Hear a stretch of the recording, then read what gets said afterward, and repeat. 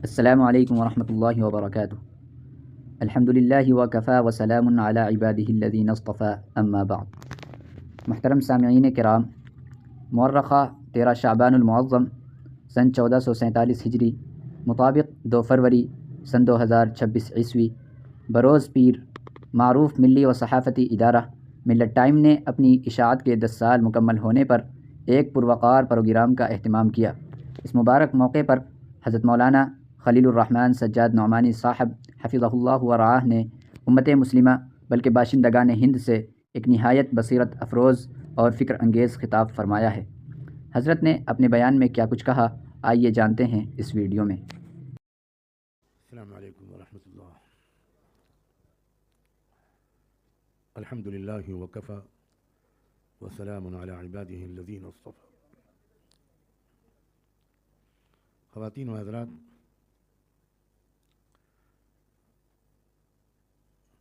اس programme کے انعقاد پر دلی مبارکباد۔ خاص طور پر ایک سیشن جس سے مجھے اٹھ کر جانا پڑا، جن صاحب کی وجہ سے جانا پڑا، ان کے بہت صحیح انتخاب پر بھی مبارکباد۔ یا تو وہ انتخاب بہت صحیح تھا یا بہت غلط تھا۔ صحیح اس کو اس طرح کہا جا سکتا ہے کہ جس قبیلے کی نمائندگی کر رہے تھے وہ، اس قبیلے کے اخلاق کیا ہیں، اس کی عقلی سطح کیا ہے، اس کی تہذیبی سطح کیا ہے، یہ پورے آڈینس نے زبان حال سے دیکھ لیا۔ اور اس سے اندازہ کیجئے کہ کس سطح کے لوگ ہیں جن کے ہاتھ میں ہماری غلطیوں کی وجہ سے اور بیرونی سازشوں کی وجہ سے، ہماری کم عملی کی وجہ سے، ہماری مفاد پرستی اور خود غرضیوں کی وجہ سے جس پس سطح کے لوگوں کے ہاتھ میں ہمارا عظیم ملک آ گیا ہے، اس کا ایک نمونہ آج دیکھنے کو مل گیا۔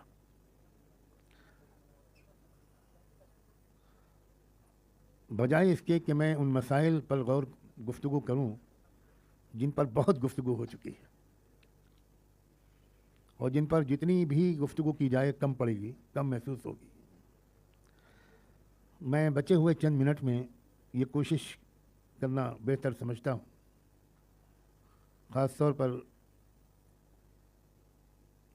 اس اعلیٰ کوالٹی کے آڈینس کے سامنے، کہ ہماری ذمہ داری کیا ہے اور اس صورتحال کا حل کیا ہے، کیسے اس ملک کو صحیح رخ پر ڈالا جائے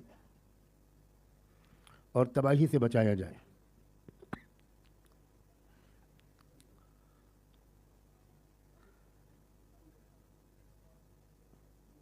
اس ملک کی اکثریت ظالم نہیں ہے، بلکہ اس ملک کی اکثریت مظلوم ہے۔ اس بات کو سمجھ لینا چاہیے اچھی طرح۔ سکھ بھی مظلوم ہیں، کرسچنس بھی مظلوم ہیں، بدھسٹ بھی مظلوم ہیں، دلت جن کو دستوری زبان میں شیڈول کاسٹ کہا جاتا ہے وہ ہزاروں سال سے مظلوم ہیں، آدیواسی بھی مظلوم ہیں، کرسچنس بھی مظلوم ہیں، لنگایت بھی مظلوم ہیں، تامل ناڈو کے لوگ ٹیملینس بھی مظلوم ہیں، کیرلا کے لوگ بھی مظلوم ہیں، نارتھ ایسٹ کے لوگ بھی بڑی حد تک مظلوم ہیں۔ ایک بہت چھوٹی سی اقلیت ہے جس نے اس ملک کے ریسورسز پر، اس ملک کے پاور اسٹرکچر پر کچھ پونجی پتیوں کی مدد سے، کچھ کارپوریٹ ہاؤسز کی مدد سے، کچھ اسرائیل کی مدد سے، کچھ انٹرنیشنل پاور سینٹرز کی مدد سے اس ملک پر قبضہ کیا ہوا ہے۔ ہمارے ذہن میں تصور یہ ہے کہ ہم بہت اقلیت میں ہیں۔ ایک لفظ اگر بار بار بولا جاتا ہے تو اس کو ہمارا دماغ قبول کر لیتا ہے۔ بچپن سے ہم لوگ अल्पसंख्यक अल्पसंख्यक अल्पसंख्यक अकलियत अकलियत अकलियत सुन रहे हैं, तो हमारे जहन में ये बैठ गया है कि हम बहुत थोड़ी सी तादाद में हैं, हम ज़्यादा कुछ कर नहीं पाएंगे, इसलिए अपने खाने कमाने में लगे रहो, बाकी कुछ हो नहीं पाएगा. We can not bring any change in the nation situation. ये हमारे जहन में बैठ गया है. बहुत थक चुके हैं आप. एक लतीफ़ा सुनाता हूँ. एक मौलाना साहब को कुछ हदिया मिला, तो वो एक बकरा ख़रीद कर लाए. बहुत खुश खुश, बकरा ज़बा होगा, फिर बिरयानी पकेगी, कबाब बनेंगे, बहुत दिन से तरसे हुए हैं. लेकिन मौलाना साहब के 4 शागिर्द थे, बहुत ज़हीन, बहुत शरीर. उन्होंने एक प्लान बनाया और एक बहुत झुककर अदब के साथ मौलाना को सलाम किया और कहा कि उस्ताद जी, ये आप कुत्ता क्यों लेके जा रहे हैं? कुत्ता और आप? तो उस्ताद जी ने डांटा कि तुम्हारा दिमाग ख़राब है, अंधे हुए हो, मैं अभी अभी बकरा मंडी से बकरा लेकर जा रहा हूँ. तो उनका उस्ताद जी, आप तो कभी झूठ नहीं बोलते, आप ही सच कह रहे होंगे, हमें कुत्ता दिखाई पड़ रहा है. उस्ताद जी ने उनको डांटा और बकरा लेकर आगे बढ़े. दूसरा शागिर्द मिला कुछ दूर के बाद, उसने भी सलाम किया बड़े अदब के साथ. उसने भी बड़े ताज्जुब से पूछा कि सुनो, तो ये कुत्ता आप क्यों लेके जा रहे हैं, खैरियत? तो उस्ताद जी ने फिर डांटा, क्या ये इन बदमाशों को क्या शरारत सूझी, मैं बकरा लेके जा रहा हूँ और ये कुत्ता कह रहे हैं. उनको भी डांट दिया. फिर तीसरा मिला और चौथा मिला, और चौथे ने तो हैदराबादी फर्शी सलाम किया और झुककर हाथ चूमे और कहा, उस्ताद जी क्या क़यामत करीब है? तो उस्ताद ने कहा कि क्या बकवास करते हो? उनका आप और कुत्ता, यकीनन क़यामत करीब. मैं मर जाऊंगा और मार डालूंगा, आपको कुत्ता नहीं ले जाने दूंगा. कुत्ता मैं पहुंचाऊंगा अगर आपको कुत्ता घर पे रखना है तो, लेकिन आपके साथ कुत्ता नहीं जाएगा. तब उस्ताद को लगा कि कुछ मेरे आंखें ही गड़बड़ हैं, यकीनन ये कुत्ता ही है. धत कह के उन्होंने उस कुत्ते को भगा दिया और उन्होंने उस कुत्ते के बकरे के कान पकड़े, क़िबला लिटाया, शायद लिटाया, और बिस्मिल्लाह अल्लाहु अकबर, और चारों लोगों ने शानदार दावत खाई. सिर्फ 4 लोगों ने बकरे को कुत्ता कहा तो उस्ताद जी ने बकरे को कुत्ता मान लिया. यहाँ पूरा मीडिया हमें अकलियत अकलियत अकलियत अकलियत कह रहा है, और हम सब उन मौलाना साहब की तरह बकरे को कुत्ता माने हुए. मैं पिछले 25-30 साल से मुल्क के कोने कोने में जा रहा हूँ और मुल्क की हकीकी डेमोग्राफी, मुल्क की हकीकी आबादी, उनके अक़ीदे, उनकी सोच, उनकी रिलीजियस आइडेंटिटी, उनकी ट्राइबल आइडेंटिटी, उनकी कास्ट आइडेंटिटी, उनकी आस्थाएं, उस पर मैं बहुत रिसर्च कर चुका हूँ. मैं हजर अस्वद और खाने काबा के गिलाफ पर हाथ रखकर कहता हूँ कि भारत में हिंदू अक़लियत में है. किसी कीमत पर हिंदुओं को अक्सरियत में नहीं माना जा सकता. मैं फिर दोहराता हूँ, सिख हिंदू नहीं हैं, क्रिश्चियंस हिंदू नहीं हैं, बुद्धिस्ट हिंदू नहीं हैं, शेड्यूल कास्ट के लोग हिंदू नहीं हैं, ट्राइबल लोग, आदिवासी लोग जो इस मुल्क के असली बाशिंदे हैं सबसे कदीम, वो भी हिंदू नहीं हैं. तमिलनाडु के लोग हिंदू नहीं हैं, लिंगायत हिंदू नहीं हैं. आप सोचिए ज़रा, हमारी ये नावाकफ़ी है अपने मुल्क से, और शुरू से जो हमने हिंदुओं को बांटा है, ये सेकुलर हिंदू हैं, ये कम्युनल हिंदू हैं. इस तकसीम ने हमको बहुत धोखा दिया है. पहले सेकुलर हिंदुओं ने हमको नुकसान पहुंचाया, सो कॉल्ड सेकुलर हिंदू. अब वो लोग जो फासिस्ट हिंदू हैं, उनके हाथ में उन्होंने मुल्क को परोस दिया. हमें आज जैसी महफिल में कंक्रीट सॉल्यूशन सोचने चाहिए. हल क्या है मसले का? मैं आपसे बहुत सफाई के साथ कहता हूँ, मुल्क की अक्सरियत से राब्ता कायम करें. Muslim community, Muslim intellectuals, Muslim opinion makers, Muslim policy makers, Muslim members of parliament, Muslim members of legislative assembly, Muslim scholars, Muslim social and political activist और लीडर्स. तब आपको पता चलेगा कि मुल्क में हो क्या रहा है. हम ये समझे हुए हैं कि इस मुल्क की अक्सरियत कम्युनल है. अगर इस मुल्क की अक्सरियत कम्युनल होती, इस मुल्क की अक्सरियत बीजेपी सपोर्टर होती, तो चुनाव में इतने बड़े पैमाने पर धांधलियों की क्या ज़रूरत थी. ये तो जितनी बड़ी पैमाने पर जो धांधलियाँ हमारे मुल्क में अब हो रही हैं, करोड़ों वोटर से नाम निकाला जा रहा है, SIR जैसे अजीब व गरीब किस्म के पेचीदा فارمیلٹیز کرائی جا رہی ہیں. ووٹر کو یہ ثابت کرنا پڑ رہا ہے کہ میں بھارتیہ ناگرک ہوں. وہ یہ ثابت کرنے میں کامیاب ہو رہا ہے کہ وہ ووٹر ہے, لیکن یہ ثابت کرنا مشکل ہو رہا ہے کہ وہ بھارتیہ ناگرک ہے. عجیب و غریب قسم کی کارروائیاں کیوں کرنی پڑ رہی ہیں؟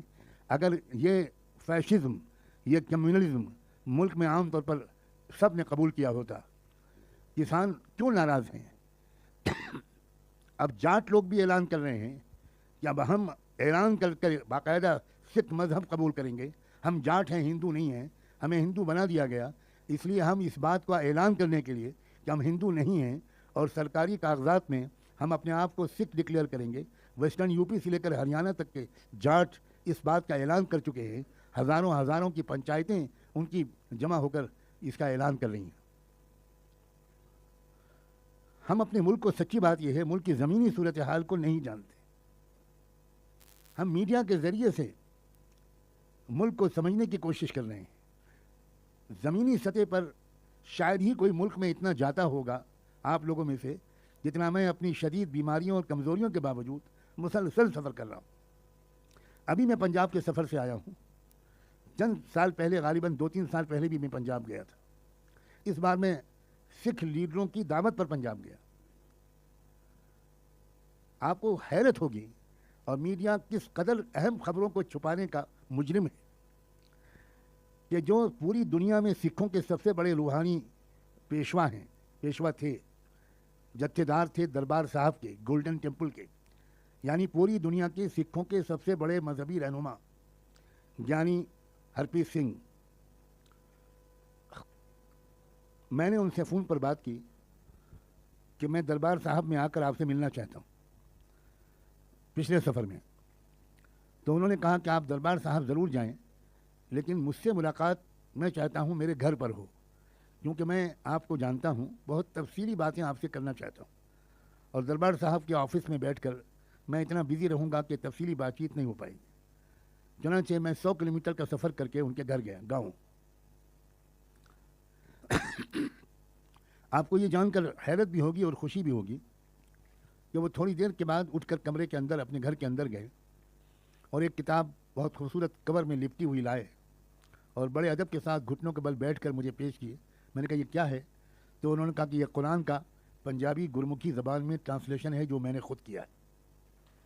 سوچئے, کیا ہم سوچ سکتے ہیں کہ پوری دنیا کے سکھ مذہب کے ماننے والوں کا روحانی پیشوا وہ قرآن کا ترجمہ کر چکا ہے اور ہم کو خبر بھی نہیں؟ دلی ہی میں چھپا وہ. اس کے بعد ایک اور چیز وہ انہوں نے مجھے تحفے میں دی. میں نے پوچھا یہ کیا ہے؟ انہوں نے کہا میرا پی ایچ ڈی کا تھیسس ہے جس پر میں نے ڈاکٹریٹ کی ڈگری لی پٹیالہ یونیورسٹی سے. کیا موضوع ہے اس کا؟ آپ کی آنکھوں میں آنسو آ جائیں گے یہ سن کر کہ انہوں نے ریسرچ کر کے ثابت کیا ہے کہ اللہ کے جو 99 نام بابا گرو نانک جی نے گرو بانی میں, گرو گرنتھ صاحب میں بتائے ہیں کہ یہ ہیں 99 نام خدا کے, یہ وہی 99 نام ہیں جو پیغمبر محمد صاحب نے اور قرآن نے بتائے ہیں. یہ سیدھا انہی ناموں کا پنجابی گرمکھی زبان میں ترجمہ ہے. میں جب ان سے بات کر رہا تھا, انہوں نے اس درمیان مجھ سے پوچھا کہ آپ نے کہاں تعلیم پائی ہے. تو میں نے پہلے تو مسکراتے ہوئے پوچھا کہ یہ سوال آپ کیوں کر رہے ہیں, بات تو کسی اور ٹاپک پہ چل رہی تھی. انہوں نے کہا کہ آپ اردو بول رہے ہیں, آپ ہندی بول رہے ہیں, آپ انگلش بول رہے ہیں, آپ فارسی کے اشعار سنا رہے ہیں, آپ سنسکرت کے منتر پڑھ رہے ہیں, آپ انگریزی بول رہے ہیں. میں پوچھنا چاہ رہا ہوں کہ آپ نے کہاں پڑھا ہے؟ تو میں نے کہا میں نے اپنے شہر لکھنؤ میں ندوۃ العلماء میں پڑھا, پھر دیوبند میں پڑھا, علی گڑھ میں کچھ وقت گزارا, پھر میں نے اسلامک یونیورسٹی آف مدینہ میں پڑھا, وہاں سے میں نے ریسرچ مکمل کیا. تو مدینہ کا جب نام آیا یہ سنانا چاہتا ہوں. تو مدینہ کا نام سنتے ہی وادبن صوفے سے اتر کے نیچے بیٹھ گئے. میں کرسی پہ بیٹھا رہا اور وہ نیچے بیٹھ گئے. میں سمجھا بھی نہیں کہ کیوں. تو انہوں نے کہا کہ آپ مدینہ سے آئے ہیں, میں آپ کے پاس نہیں بیٹھ سکتا. آپ کتنے بھاگیشالی, کتنے لکی ہیں. پھر مجھ سے پوچھنے لگے پھر مکہ شریف آپ کتنی بار گئے؟ میں نے کہا میں نے چونکہ تقریباً 8.5 پونے 9 سال وہاں گزارے, تو ہر 1-1.5 مہینے میں ہم عمرہ کرنے جاتے تھے. میں بالکل ینگ تھا اس وقت, تو ہر مہینے جاتے تھے. گنتی ہی کرنا مشکل ہے کہ کتنی بار مکے گئے. تو ان کی آنکھوں سے آنسو پھوٹ پڑے اور کہنے لگے آپ کتنے خوش نصیب ہیں کہ آپ نے مکہ کا اتنا درشن کیا. میرا کتنا دل چاہتا ہے کہ میں مکہ جاؤں, مدینہ جاؤں.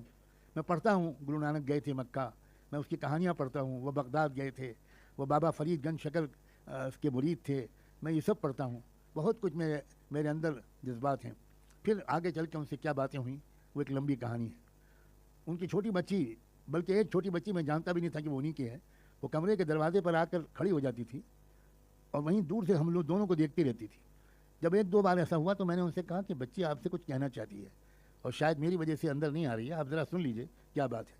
انہوں نے کہا نہیں، کہنا کچھ نہیں چاہتی، کیونکہ میں نے گھر میں بتا دیا ہے اپنی وائف کو کہ ایک صاحب آئے ہوئے ہیں مکہ مدینہ والے، تو وہ ماں جو ہے اپنی بیٹی کو بار بار بھیج رہی ہے کہ بیٹا گھر میں مت رہو، یہ بہت شبھ گھڑی ہے، بس دور سے درشن کرتی رہو، کوئی صاحب آئے ہیں مکہ مدینہ والے، دور سے درشن کرتی رہو۔ ہم اپنے ملک کو ابھی تک پہچانے نہیں ہیں۔ یہ RSS کے لوگوں نے 100 سال یقیناً بہت محنت کی ہے، لیکن میں سچ کہتا ہوں، اگر ہم صرف ایسے ہی فنکشنوں میں شریک ہونے کے بجائے اپنے محلے کی سطح پر کام کر رہے ہوتے، اپنے آفس کی سطح پر کام کر رہے ہوتے، اپنے نیبرہڈ میں کام کر رہے ہوتے، ہم رابطہ قائم کر رہے ہوتے سکھوں سے، آدیواسیوں سے، شیڈول کاسٹ کے لوگوں سے، ٹرائبل لوگوں سے، کرسچن لوگوں سے، ہم لنگایت لوگوں سے، ہم مل رہے ہوتے ہفتے میں ایک دن۔ میں آج کل اس کی تحریک چلا رہا ہوں کہ خدا کے بندو ہو، آپ خیر امت ہو، آپ امت محمدیہ کے افراد ہو، اس کو کچھ تو جسٹیفائی کرو، کچھ تو سمجھو مسلمان ہونے کا مطلب کیا ہے۔ آپ پڑوس میں رہتے ہیں 40 سال سے، نہ وہ آپ کو جانتا ہے نہ آپ اس کو جانتے ہیں، یہ اسلام نہیں ہے، یہ قطعاً اسلام نہیں ہے۔ اور سیاسی کوششوں کے ذریعے سے صرف سیاستدانوں کی امید پر مسائل کے حل کی امید کرنے والے نہ جانے احمقوں کے کس جنت میں رہتے، کس دنیا میں رہتے ہیں وہ لوگ جو صرف سیاستدانوں سے امید رکھیں۔ یقیناً مختلف ٹیمپریچرز کے لوگ ہوتے ہیں، لیکن سیاستدانوں کے سامنے، پولیٹیشنز کے سامنے، مجھے سیاستدان ہی کہنا چاہیے، سیاست عربی زبان کا لفظ ہے، اس کا مطلب بالکل مختلف ہے۔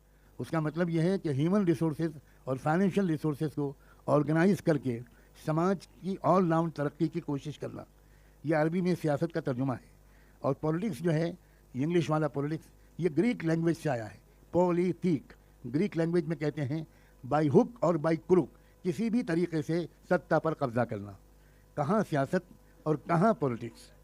تو اب ہم جن چیلنجز کو فیس کر رہے ہیں، ان چیلنجز کو فیس کرنے کے لیے ہمارے پاس بہت امکانات موجود ہیں۔ ضرورت اس بات کی ہے کہ ہماری سماجی قیادت، ہمارے انٹلیکچوئلس، ہمارے پروفیشنلز، ہمارے لیکچررز، ہمارے ڈاکٹرز، انجینئرز، ہمارے علماء، ہمارے لائرز، ہمارے میڈیا اور جرنلزم کے لوگ، وہ بیریئر کو توڑ کر نیبرہڈ کے تمام non Muslims without any discrimination what's ever, ہم ان سے رابطہ قائم کریں، ان کا اعتماد حاصل کریں، ان کو اعتماد میں لیں، ان کو کانفیڈنس دلائیں، غلط فہمیوں کو دور کریں، عوام کے درمیان ایک ڈائلاگ شروع ہو، کسی لیبل کے بغیر، کسی سائن بورڈ کے بغیر، کسی ٹھپے کے بغیر، ایک بھارتیہ ناگرک ہونے کے ناطے، ایک انڈین سٹیزن ہونے کے ناطے، ایک ملک کا ایک ویل وشر ہونے کے ناطے، ایک ایسے شہری ہونے کے ناطے جس کی دلی تمنا ہو کہ ہمارا ملک ترقی کرے، ہمارا ملک واقعی وشو گرو بنے، ہمارا ملک ترقی کرے معاشی لحاظ سے بھی،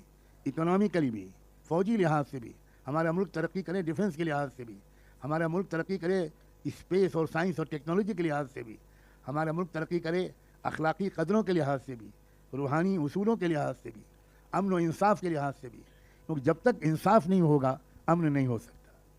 ممکن ہی نہیں ہے کہ کہیں پر ناانصافی ہو اور وہاں پر امن ہو، یہ ہو ہی نہیں سکتا، اور یہی اس وقت ہمارے ملک میں ہو رہا ہے۔ میں ملک کے مستقبل کے بارے میں بہت پر امید ہوں۔ ویسے بھی میں بائی نیچر، خدا نے مجھے ایک آپٹیمسٹک انسان بنایا ہے، میری سوچ پازیٹیو ہے، میں نگیٹو چیزوں کے اندر سے بھی پازیٹیو چیز نکال لیتا ہوں۔ میں جو اٹھ کر بیچ میں گیا، اس کی وجہ یہ ہوئی کہ میں اپنے اندر نگیٹیوٹی محسوس کرنے لگا، کیونکہ اتنی واہیات بازاری سطح کی بات ہو رہی تھی کہ اس کا اثر میری تمام تر پازیٹیوٹی ہونے کے باوجود میرے اندر نگیٹیوٹی آنے لگی۔ تو میں نے کہا کہ مجھے یہاں سے ہٹ جانا چاہیے، کیونکہ میں بہت مستقل مزاجی کے ساتھ، پازیٹیوٹی کے ساتھ چیلنجز کو اپارچونیٹیز میں کنورٹ کرنے کی مشق کرتا ہوں۔ چاہتا ہوں کہ چیلنجز آئیں، ان سے گھبرایا نہ جائے، غصے میں نہ آیا جائے، مایوس نہ ہوا جائے، بلکہ انہی کو اپارچونیٹیز میں کنورٹ کیا جائے۔ رحمت دو عالم سیدنا محمد الرسول اللہ صلی اللہ علیہ وآلہ وسلم نے صرف 23 سال کے عرصے میں، اور ان کے تیار کردہ لوگوں نے صرف 20، 25، 30 سال کے عرصے میں جو پوری دنیا کو فتح کر لیا، تقریباً پوری دنیا کو. ہر فتح کے پیچھے کوئی چیلنج ہوا کرتا تھا. بس یہ کہ چیلنج کا کیسے مقابلہ کیا جائے، یہ ہے ایجوکیٹ کرنے کے لائق چیز. ہمارے جلسوں میں جذباتی باتیں ہوتی ہیں، لیکن یہ نہیں عوام کو سننے کو نہیں ملتا، بڑے بڑے لیڈرز کی زبانی بھی، کہ ان چیلنجز کا مقابلہ ہم کیسے کریں. آپ سوچئے ذرا، دعویٰ ہے وشو گرو ہونے کا، اور حالت یہ ہے کہ 81 کروڑ فیملیز کو ہر مہینے 5 کلو فری راشن دینا پڑ رہا ہے ہماری سرکار کو. کیا یہ ایبسلیوٹ فیلیور کی دلیل نہیں ہے؟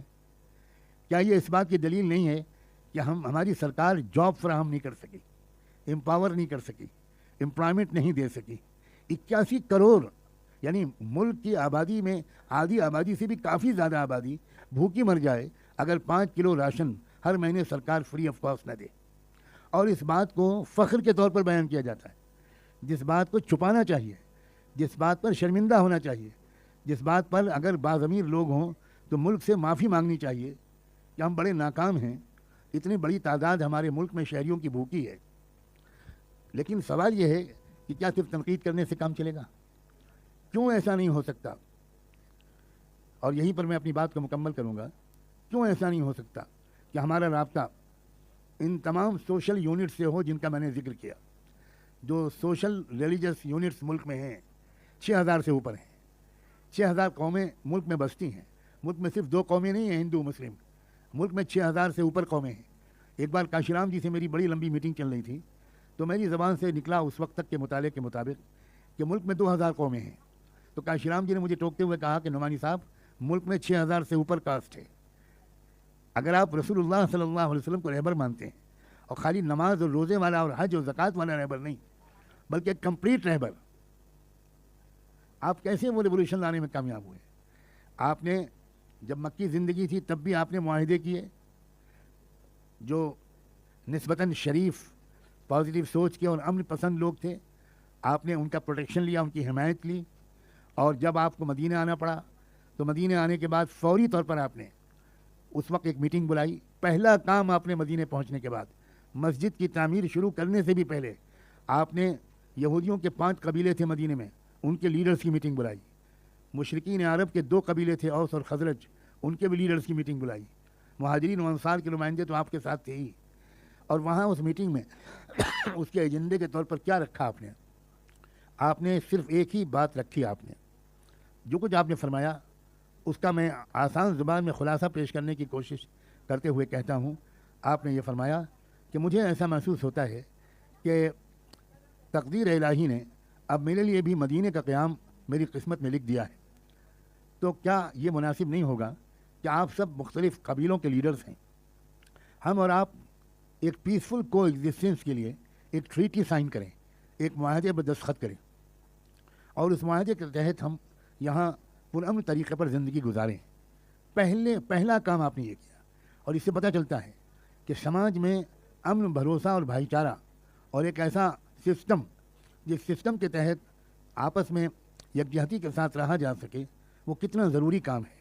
آپ نے وہ پہل کی. آپ حیرت زدہ رہ جائیں گے شاید کہ ایک یہودی لیڈر پہلے کھڑا ہوا اور اس نے رسپونڈ کرتے ہوئے کہا کہ محمد، میں اپنے قبیلے کی طرف سے ڈکلیئر کرتا ہوں کہ آپ کی تجویز سے پورا اتفاق ہے، اور میں اس میں ایڈ کرتے ہوئے یہ کہتا ہوں کہ آپ باہر سے آئے ہیں اور ہمیں ابھی آپ سے کوئی شکایت نہیں ہے، اس لیے کیوں نہ ہم آپ کو ہی اپنا حکم مان لیں، آپ کو ہی اپنا ایڈویٹیٹر مان لیں، اور اگر ہمارے درمیان آپس میں کوئی بھی ڈسپیوٹ ہو تو ہم پھر آپ سے ہی شکایت کریں، آپ ہی کے فیصلے کو مانیں. ایک لیڈر نے جب یہ پہل کی تو 2 3 4 5 پانچوں یہودی لیڈروں نے یہی کہا، اور اس کے بعد اوس اور خزرج والوں نے بھی اسی کی تائید کی. اور آپ نے 1 منٹ ضائع کیے بغیر اسی وقت وہ ڈکٹیشن کرنا شروع کیا. نبی امی محمد مصطفیٰ صلی اللہ علیہ وآلہ وسلم، جو اپنا نام بھی نہیں لکھ سکتے تھے، انہوں نے 54 آرٹیکلز پر مشتمل ایک زبردست معاہدہ ڈکٹیٹ کیا، جو آج بھی پوری دنیا میں پیسفل کو ایگزسٹنس کے درمیان اور انٹر کمیونٹی ریلیشنز کے لیے ایک دنیا کی عجیب و غریب دستاویز ہے، جس پر یورپ میں بہت ریسرچ ہوا ہے. اس پر چیئر ہیں بعض یونیورسٹیز میں. میں نے اپنی آنکھوں سے یورپ کی یونیورسٹیز میں ایسے لائبریری کے سیکشنز کو دیکھا جس میں خاص طور پر میثاق مدینہ پر جو ریسرچ ہوا ہے جرمن لینگویج میں، فرینچ میں، انگلش میں، وہ وہاں پر ان کے لیے الگ سیکشن بنا دیا گیا ہے لائبریری کا، اور اسی سے دنیا نے سیکھا کانسٹیٹیوشن کا بنانا، کانسٹیٹیوشن کا ڈرافٹ کرنا۔ ہمارا بھی جو ملک کا کانسٹیٹیوشن ہے، جس کو one of the best constitutions in the world کہا گیا ہے، اس میں بھی یہی ہے، اس کا وہ بھی کسی سرکار کا بنایا ہوئے نہیں ہے۔ اس کے پریمبل میں آپ نے پڑھا ہے وی دا پیپل آف انڈیا۔ تو دراصل پیسفل کو ایگزسٹنس کے لیے ایک بنیادی چیز ہمارا دستور ہے، لیکن ظاہر ہے کہ جو لوگ دستور کو نہیں مانے، 20 سال تک انہوں نے اس دستور کو تسلیم نہیں کیا، واک آؤٹ کیا، بھگوا جھنڈا لہرایا، ترنگا جھنڈا نہیں لہرایا، اب ان کے ہاتھ میں وہ طاقت آ گئی ہے کہ وہ اس کانسٹیٹیوشن کو بدلنا چاہتے ہیں۔ اس لیے اس کانسٹیٹیوشن کے نام پر پورے دیش کو متحد کرنا یہ ہمارے لیے راستہ ہے، اور یہ بہت آسانی کے ساتھ بھارت کے ناگرک ایکسیپٹ کرتے ہیں، کیونکہ بھارت کے اکثر شہری ابھی تک اس بات سے بالکل متفق نہیں ہیں کہ وہ دستور کو بدل دیں، سنویدھان کو بدل دیں، چاہے ان کو مسلمانوں سے شکایتیں ہوں، لیکن سنویدھان کو بدلنے کی حد تک جانے کے لیے بہت کم لوگ تیار ہیں۔ اسی بنیاد پر ہم لوگوں نے ابھی پچھلے کچھ دنوں ملک کے مختلف لیڈروں کو جمع کر کے، اوپینین میکرز کو جمع کر کے ایک بہت مشاورتی نشست کی، اور بالآخر یہ اتفاق رائے سے فیصلہ ہوا کہ سنویدھان سرکشا سنگھرش سمیتی ایک بنائی جائے۔ اب الحمدللہ اس کے تحت ملک کے طول و عرض میں پروگرام شروع ہو گئے ہیں، مختلف ڈسٹرکٹس میں، مختلف اسٹیٹس میں اس کے تحت پروگرام ہو رہے ہیں، اور اس میں ان تمام کمیونٹیز کے نمائندوں کو لیا جا رہا ہے، مردوں کو بھی، خواتین کو بھی۔ میں آخر میں اتنی بات عرض کرنا چاہتا ہوں کہ مستقبل انشاءاللہ روشن ہے، مستقبل تاریک نہیں ہے۔ جب اندھیرا بہت زیادہ بڑھ جاتا ہے تو 2 طرح کے ریئیکشنز ہوتے ہیں۔ بچے تو گھبرا جاتے ہیں کہ اندھیرا بہت ہو گیا، لیکن جو تجربے کار بڑے بوڑھے ہیں وہ محسوس کرتے ہیں کہ اندھیرا جتنا بڑھے گا اتنی ہی روشن صبح قریب سے قریب تر ہوگی۔ میں پوری ایمانداری سے محسوس کرتا ہوں کہ ملک میں بہت دن تک یہ صورتحال نہیں رہے گی، لیکن اس پر آپ انشاءاللہ کہہ کے خاموش ہو کے بیٹھ جائیں، یہ غلطی ہوگی۔ دیر جو لگ رہی ہے وہ ہماری بے عملی کی وجہ سے لگ رہی ہے، ہمارے بھی کچھ کنفیوژنس ہیں، ہمیں راستہ نہیں مل رہا ہے، یہ اسٹل کلیئر کہ آخر حل کیا ہے، اس مسئلے کا حل کیا ہے۔ اب جب پانی عدالت تک پہنچ گیا، پانی الیکشن کمیشن تک پہنچ گیا، آج تو میں بیٹھا ہوا سوچ رہا تھا جب وہ صاحب مواعظ حسنہ فرما رہے تھے، تو اس وقت میں سوچ رہا تھا کہ شمس تبریز نے ایک غلطی کی ہے، بی جے پی کے نمائندے کو بلانے کے بجائے الیکشن کمیشن کو بلانا چاہیے تھا، کیونکہ اب بی جے پی نہیں جیتی ہے الیکشن، اب الیکشن کمیشن الیکشن جیتتا ہے۔ اس لیے اگلے کانکلیو میں شاید آپ لوگ الیکشن کمشنر کی بھی ملفوظات عالیہ سے فائدہ اٹھائیں۔ آپ کیا ہو گیا ہمارے ملک میں؟ ہمارے ملک کا الیکشن کمیشن پوری دنیا میں مثالی تھا، بلایا جاتا تھا TN سیشن کو دنیا کے مختلف ملکوں میں الیکشن کنڈکٹ کرنے اور آرگنائز کرنے کے لیے، اور اب کیا حال ہے؟ لیکن میں نگیٹو باتیں زیادہ نہیں کرنا چاہتا، ہم اپنی ذمہ داری ادا کریں، ہماری خواتین، پڑوسی خواتین سے دوستی کریں۔ میں نے تو ایک تحریک چلا رکھی ہے کہ بھائی ہفتے میں 1 دن وقت نکالیں اور اپنے محلے میں کسی کے گھر جائیں اور بیل بجائیں، گھر کے مالک باہر نکلے گا، اس کا تعارف کرائیں اس سے کہ سب سے پہلے معافی چاہتے ہیں کہ ہم بغیر سمے لیے آئے ہیں، 2 منٹ بات کر سکتے ہیں؟ اگر وہ اجازت دے تو کھڑے کھڑے بات کیجیے کہ ہم آپ کے پڑوس میں رہتے ہیں، یہ میرا نام ہے، یہ میرا موبائل نمبر ہے۔ بس صرف ہم پڑوس کے ناطے سے پریچے کرنے، تعلقات بنانے، دوستی کرنے، اس کے لیے آئے ہیں۔ اگر آپ اجازت دیں تو 5 منٹ بیٹھ جائیں۔ اب 2 ہی شکلیں ہوں گی، یا تو وہ اس وقت معذرت کرے گا کہ بھائی صاحب اس وقت میرے پاس وقت نہیں ہے، پھر کبھی آئیے گا، جی بہت اچھا، بہت شکریہ، یا وہ اسی وقت بلا لے گا اپنے پاس، اور آپ بیٹھ جائیے اور کہیے آپ کے پاس ہم نہ نوٹ لینے آئے ہیں نہ ووٹ لینے آئے ہیں، صرف بھائی چارے کا ایک ماحول بنانا چاہتے ہیں اپنے محلے میں۔ بات کو پھیلا کر دیش کے لیول پر مت لے جائیے، محلے کی سطح پر ہم ایک بھائی چارہ اور بھروسے کا ماحول بنانا چاہتے ہیں، اس لیے آئے ہیں ہم 3-4 لوگ۔ اور اگر رات میں 2 بجے بھی آپ کو کوئی پریشانی ہو تو میرے موبائل پر کال کیجیے گا، میں سر کے بل آؤں گا، بس یہ کہہ کے اجازت لے کے چلے آئیے۔ اگر وہ بٹھائے کہ نہیں صاحب 1 کپ چائے پیے بغیر آپ نہیں جائیں گے تو بیٹھ جائیے، چائے پی لیجیے، اور اس کے بعد کہیے کہ اسی طرح جس طرح ہم لوگ آئے ہیں ایک بار آپ بھی ہمارے گھر پر ذرا تشریف لے آئیے تو بڑی خوشی ہوگی۔ انشاءاللہ 90% 80% یہی ریسپانس ملے گا کہ وہ بھی آئے گا۔ بلائیے، تعارف کرائیے، بیریئرس کو توڑیے۔ میں آپ کو کیا بتاؤں میں کس گھر میں پلا ہوں، میرے والد صاحب کے تعلقات کس طرح کے تھے۔ جس دن ان کا جنازہ نکلا ہے لکھنؤ میں، 1997 में 4 मई 1997 उस दिन हालत ये थी कि पूरा लखनऊ शहर बंद कर दिया गया। 100% ताजिरों ने अपनी दुकानें बंद कर दी। रिक्शे वाले जो रिक्शा चलाते थे वो रिक्शा उन्होंने किनारे रख खड़ा कर दिया। हाँ, कोई कब्रिस्तान जाना चाहता था, बूढ़ा आदमी जो 8-9 किलोमीटर पैदल चल के नहीं जा सकता था, उसको रिक्शे वाले बगैर पैसे लिए कब्रिस्तान पहुंचा रहे थे। एक अजीब माहौल था, क्योंकि हमारे हज़रत वालिद साहब का अजीब इतना बड़ा दिल था। वो इंतहाई मकबूल महबूब मुसलमानों में भी थे, इंतहाई मकबूल महबूब गैर मुस्लिमों में भी थे। बड़े अजीब व गरीब वाक़यात हैं। तो असल में जो इस्लामी अखलाक हैं वो सिर्फ मस्जिदों के बयानों तक महदूद हो गए हैं। वो उस तरह हम इनिशिएट नहीं करते, हम पेशकदमी करके खुद पहल करें। अगर कहीं पर हमको कुछ तीखा जवाब मिले तो क्या हम रसूलुल्लाह से ज़्यादा मुअज़्ज़ज़ हैं? उन्हें क्या क्या सुनना पड़ता था, मगर हज़ारों लाखों दुरूद व सलाम हो उन पर, वो तो कभी बद्दुआ नहीं देते थे, कभी मायूस नहीं होते थे। हमारे लिए वही आइडियल हैं, वही हमारे लीडर हैं, वही हमारा नमूना है। और हम पूरे इस्लाम पर चलेंगे तो मुल्क के हालात बदलेंगे।